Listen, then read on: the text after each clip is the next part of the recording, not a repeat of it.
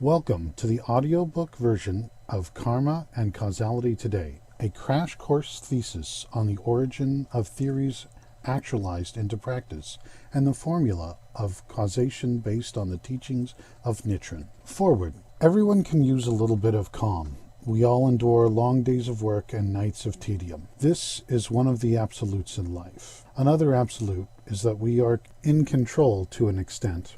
There are many coping tools out there. There are bookstores and smart device clouds full of how to make your life better, written by thousands of authors across dozens of languages, but very few will tell you what karma is, who Nichiren Daishonin is, and how you can apply what he discovered without needing to change your whole life and dogma. My name is Robert Allen Gregory Rankin. I was raised to be a Buddhist by my father, Terry Robert Bruce Rankin, whom was a convert from his family's Lutheran roots, and my mother, Michaeline Rankin, with a very strict Catholic authoritarian background, who converted after meeting my father. We still celebrated Christmas, Easter, and Halloween, and took breaks on Sundays like everybody else. Dad enjoyed his involvement with the local Buddhist temple and community center, and I got to be involved. I was taught about right and wrong, and the weight one must carry with the responsibility of their actions when I was small. Thanks to the teachings of the Soka Gakkai International and the determination of Sensei Nichiren Daishonin and modern effort of President Daisaku Ikeda, I have been able to compile this short bit of history and knowledge for everyone who reads. I've been through a lot in my few decades of life. I am by no means a rich man in the ways of materialism. I have trade skills and live within my means. However, I've somehow made it this far in life without succumbing to destructive paths others have walked and found ruin in. This instructional guide is what I have learned. Not everything I have learned, but enough to give you some food for thought if you've got a hungry mind, and a sip of tea if you've got a thirst for some knowledge. This little booklet is written in memory of the teachings I learned and those that taught it. Much love and peace. R.A.G. Rankin. This book is not endorsed by the Soka Gakkai, and all names belong to their respective individual owners. Chapter 1. The Great Sage, Nichiren Daishonin, and the Lotus Sutra. First, we are going to start with a little history. Much of what we know has been gleaned from the letters and treatises from Nichiren Daishonin and his followers. While much of his biography has been covered by far more competent historians, I'd like to provide an abridged view in the matter. I was given many books as a child to study on the subject to know where your religion comes from, but the application of what I had learned does not require you, the reader, to become anything. However, many do say knowledge is power, so here's a little bit of what I know. Nichiren Daishonin was a Buddhist priest of the Kamakura period somewhere from 1185 AD to 1333 AD. He developed the teachings of Nichiren Buddhism from a branch school of Mahayana doctrine. Nichiren was adamant about the Lotus Sutra being the most complete teachings of Buddhist practice and insisted that Japan as a nation adopt and abolish other sects as they were, only teaching their narrative and interpretation of Shakyamuni Buddha's wisdom. In life, he had been a great proponent of recitation of a specific mantra as if one were chanting to reinforce the teachings of the Lotus Sutra and the edicts contained within. While alive, he was quite the writer, passionate and devoted to the evolution of his teachings and its establishment as a standard in Japan. He even believed he was a reincarnation of a bodhisattva and took the burden upon himself to make a change in what was a fractured dogma at the time. In death, the Emperor of Japan, Go-Kogon, had bequeathed the title of Great Bodhisattva Nichiren sometime around 1358, and the title of Risho Daishi, or Great Teacher of Recertification, posthumously in 1922 under an imperial edict.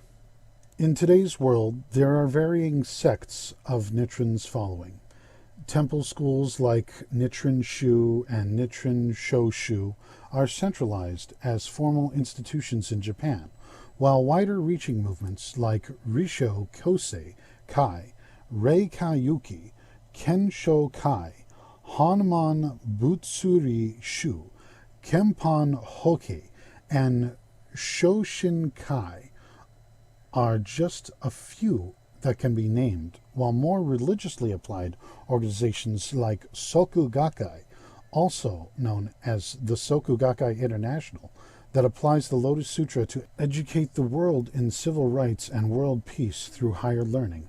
All of those groups mentioned have their own take on the teachings of Nichiren and should be considered their own entity in the wider view of things.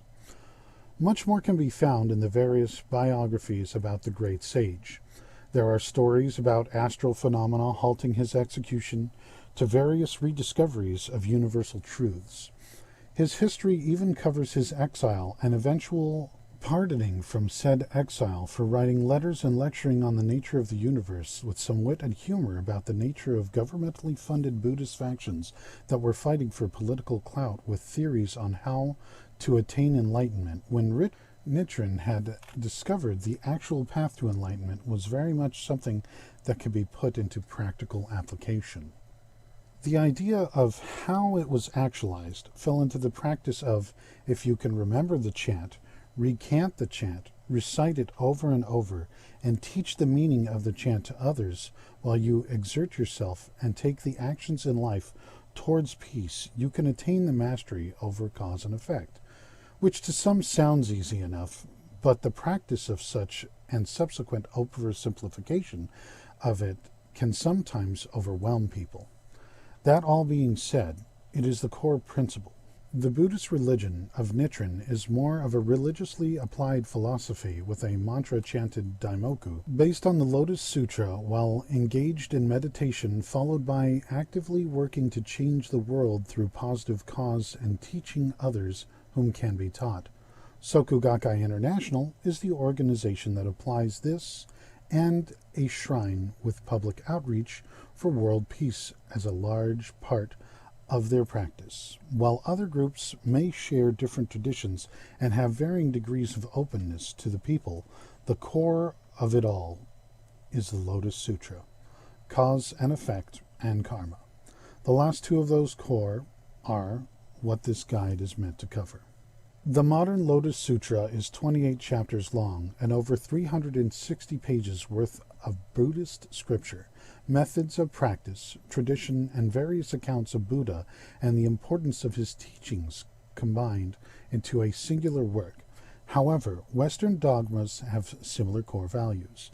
The Lotus Sutra gives rules on how to live, like the 5 precepts: not to kill, not to steal, not to engage in sexual misconduct, not to lie, and not to consume intoxicants, plus not speak of other people's faults.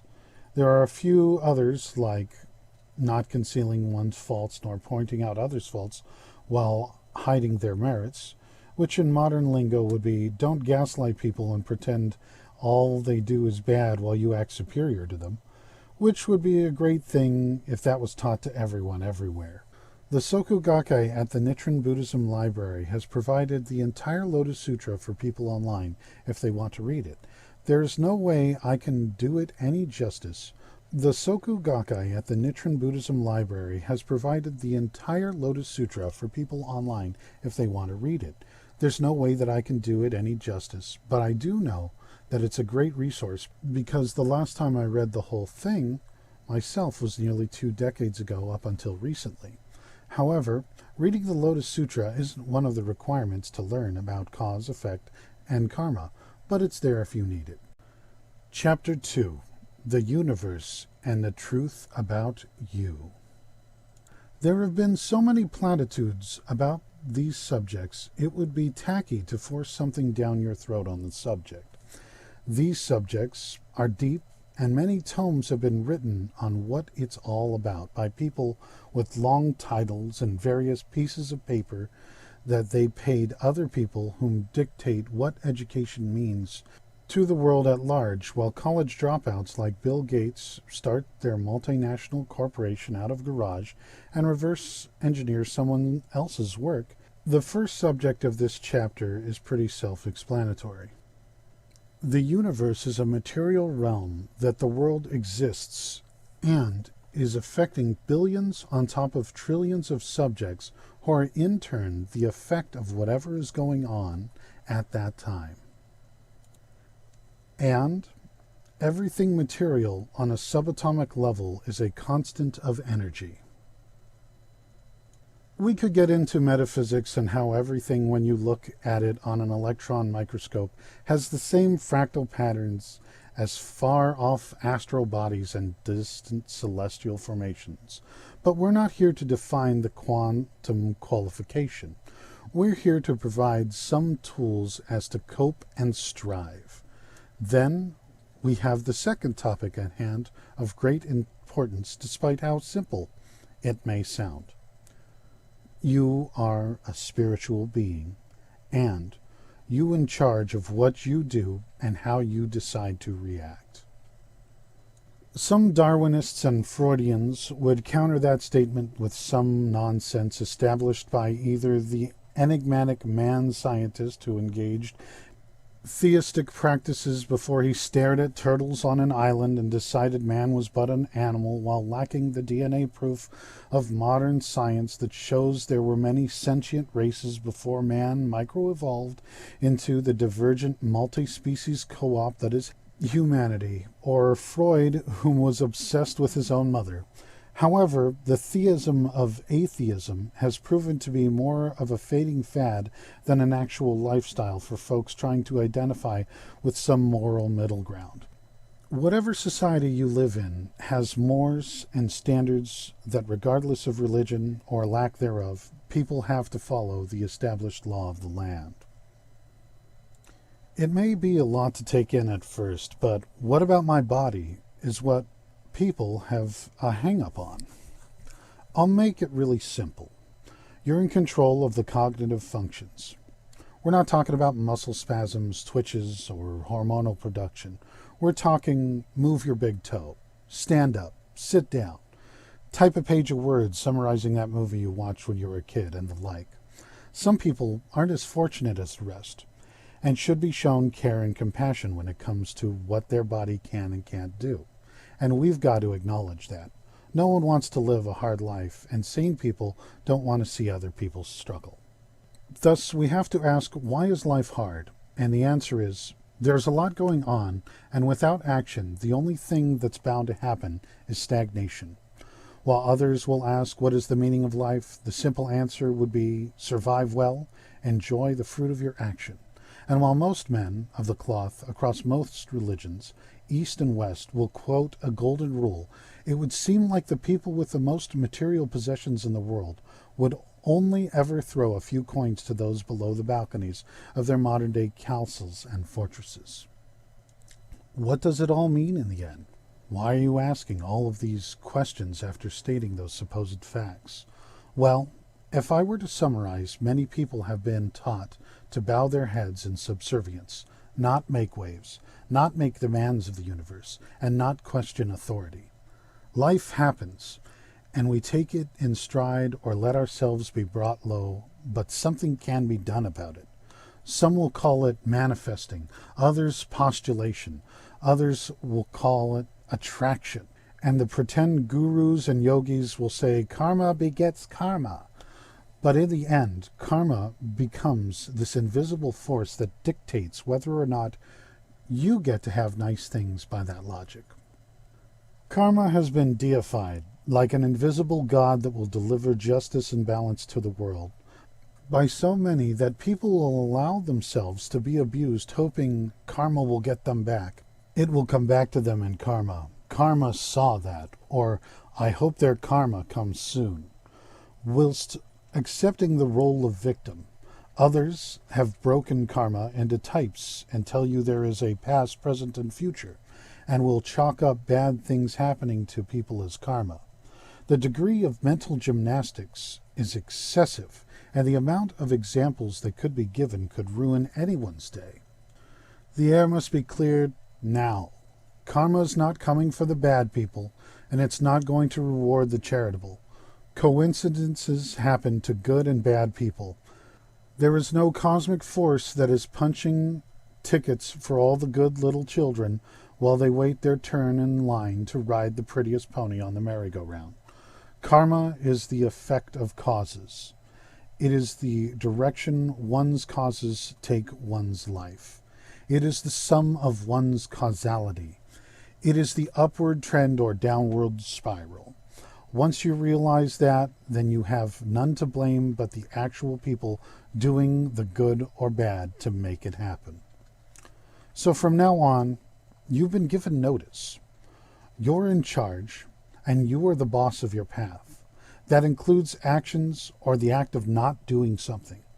Don't get trapped in the fallacy or falsehood that something you had done was not your fault. Ignorance does not give way to being innocent.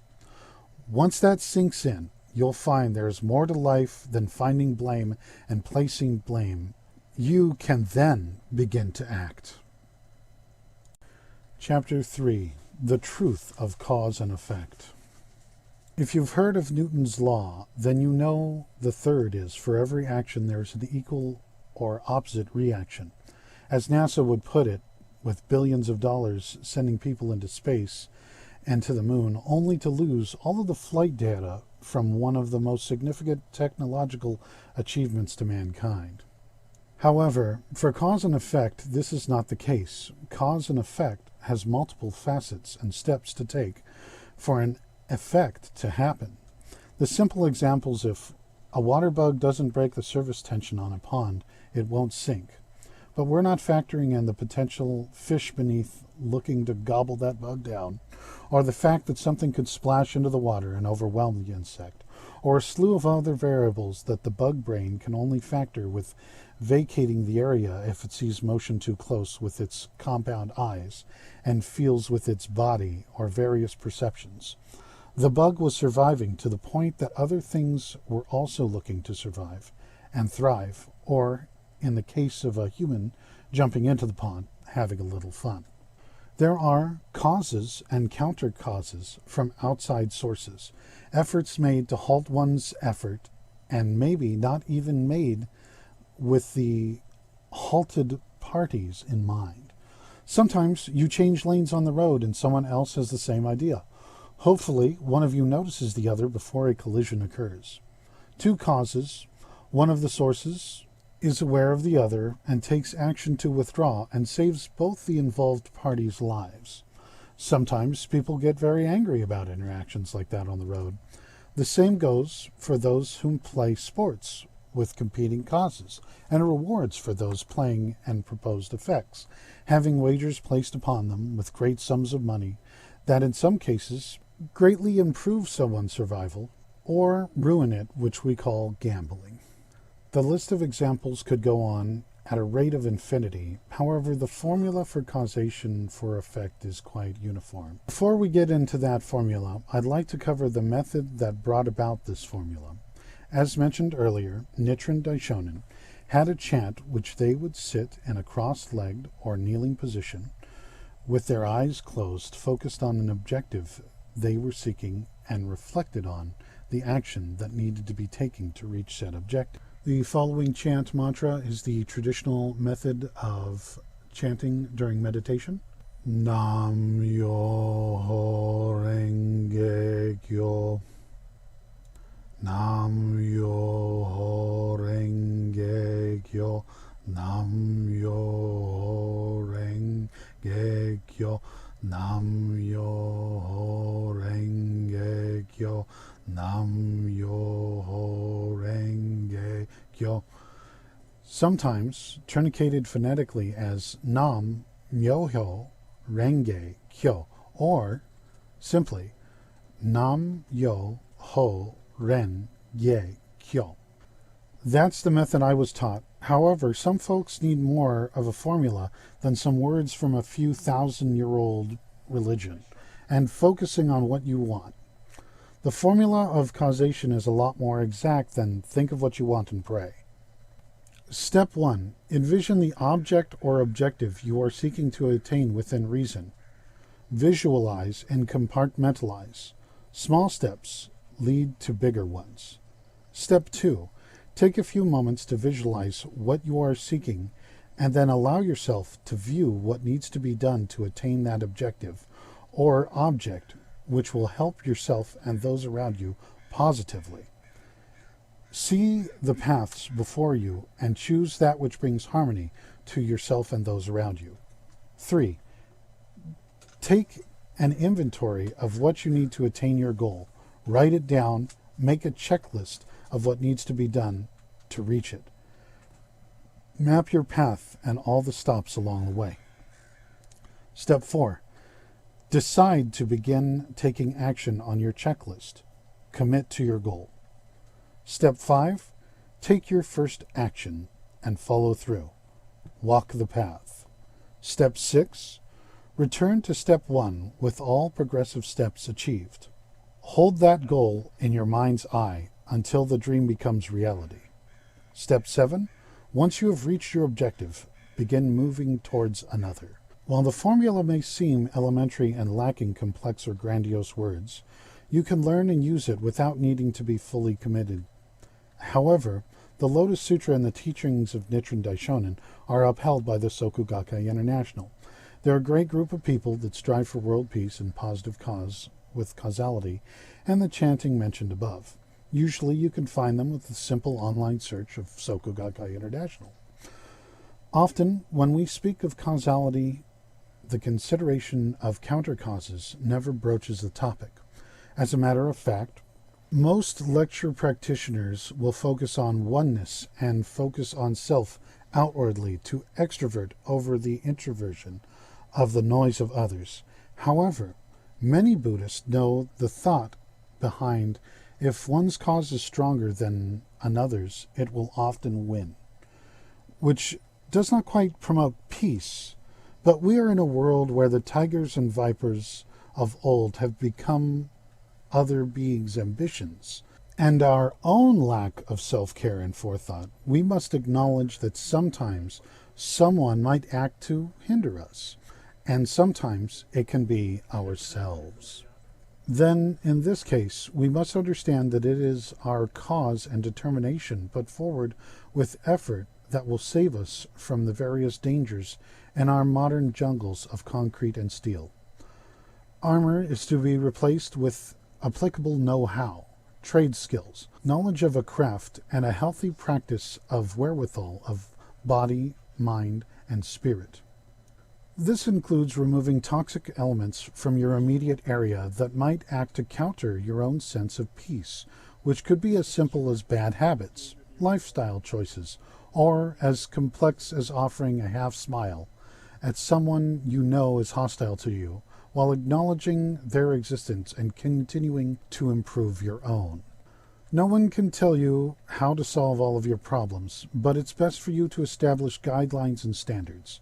By doing this, you can get an idea of where your focus and cause can go and what goals you need to reach to be in a space where you have the lasting sense of peace and control rather than a sense of constant tribulation generated from either within or externally. With all that being said, when you're having a hard day, remember you deserve a breath of fresh air just as everyone else in the world who is just trying to make it. Take a breath, nice and slow. Feel it draw in under your rib cage. Let your shoulders down and bring in the air, then hold it, just as long as you need to, and softly chant, and with the next breath, mouth the same words of the chant. Let the world of your immediate slowly dip as you visualize your goal and how you intend to get there. And once you've allowed yourself to pass the weight of what's past, allow yourself to elevate forward into the future. Chapter 4. Final Thoughts and the Reason We Are Here.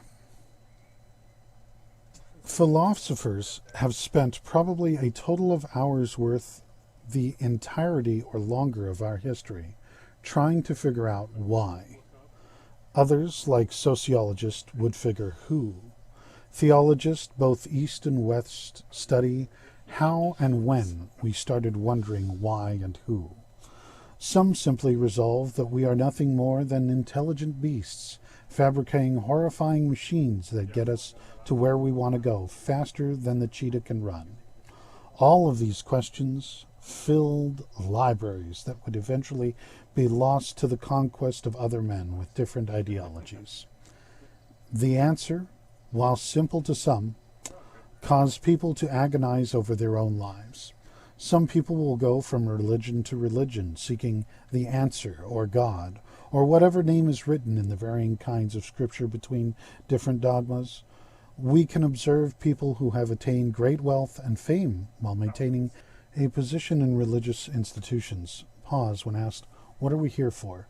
before defaulting to whatever their faith tells them, and in many cases they're not wrong. This is a great question if you want to make someone reaffirm what they believe, but the proper question with the same answer is, what is the goal of humanity? And the answer? To thrive and survive in peace as one people. This answer may be a little much. It's a huge reach, a goal which seems impossible to some, but so was flying in a plane at one time. One could write a list of things people thought impossible over 100 years ago. Would it really be so hard to take and educate people free of their indoctrination of hate? We've seen nonprofits swoop in and improve places with bad reputation, and we've seen philanthropy genuinely lean humanity in the right direction. With all of this to consider, we have to remember that true peace starts from within, and only with that will we be able to begin making a change outwardly. Thank you very much for reading and listening. This book was made in memory of my father, Terry Rankin. May the work that he brought to the world forever have a positive effect on everyone it touched.